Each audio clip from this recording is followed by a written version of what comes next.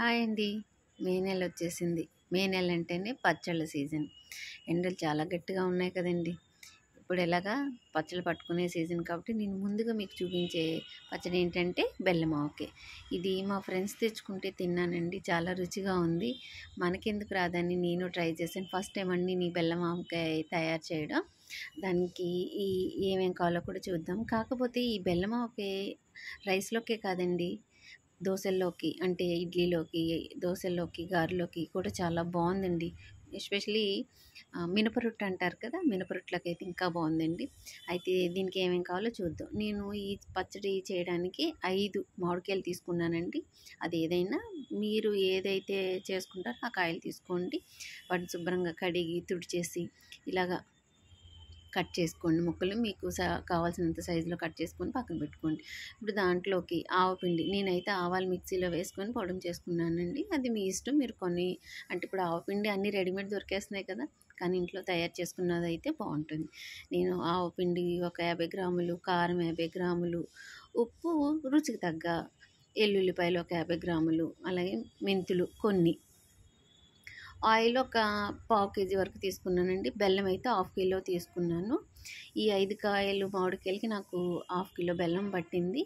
అలాగే ఆయిల్ కూడా మనకి సరిపడగా, వీటికి పెద్దగా అవసరం లేదంటారు కానండి, ఉండాలి. నూనె, కారం, ఉప్పు అన్నీ సమానంగా ఉంటేనే బాగుంటుంది. దీన్ని ఒక 3 రోజులు ఊరబెట్టి పక్కన పెట్టేసుకోండి. ఒక 3 రోజులు ఊరిన తర్వాత ఇదిగోండి ఇలా తయారవుతుంది. దీన్ని చక్కగా పైకి, అంటే నేను మేడపైకి తెచ్చేసుకొని శుభ్రంగా చేయని కడిగేసి తుడిచేసి తడి లేకుండా ఆ మామిడికాయ ముక్కలను గట్టిగా పిండేసుకొని ప్లేట్లో వేసి ఇలా ఆరబెట్టుకున్నానండి. మొత్తం ఈ ముక్కలన్నీ ఊటలో ఉన్న మామిడికాయ ముక్కలన్నిటిని ఇలా ఎండలో పెట్టేసి, ఊటను కూడా ఎండలో 5 రోజుల పాటు ముక్కలు ఊట విడివిడిగా ఇలా ఎండబెట్టేసుకోండి. ఎండిపోయిన ముక్కల్ని 5వ రోజు మీకు తెలిసిపోతుందండి ముక్కలు ఆరినాయో లేదో. వాటన్నిటిని తీసి మనం ఏదైతే ఊట కూడా ఎండబెట్టుకున్నా ఊటలో వేసి ఈ ముక్కలను కూడా బాగా కలిపి, ఈ ఊటను కూడా ఒకరోజు మళ్ళీ, అంటే 5 రోజులు విడివిడిగా ఎండబెట్టుకోవాలి. ఒకరోజు 2 కలిపి ఎండబెట్టుకుంటే ఆ ముక్కల్లో ఏదైతే తడి ఉందో ఆ తడి శుభ్రంగా పోతుందండి. ఇలా పోవడం వల్ల పచ్చడి నిల్వ ఉంటుంది. బూజు పట్టకుండా కొంచెం ఎక్కువ రోజులు నిల్వ ఉంటుంది. అంతేనండి, బెల్లం ఆవకాయ రెడీ.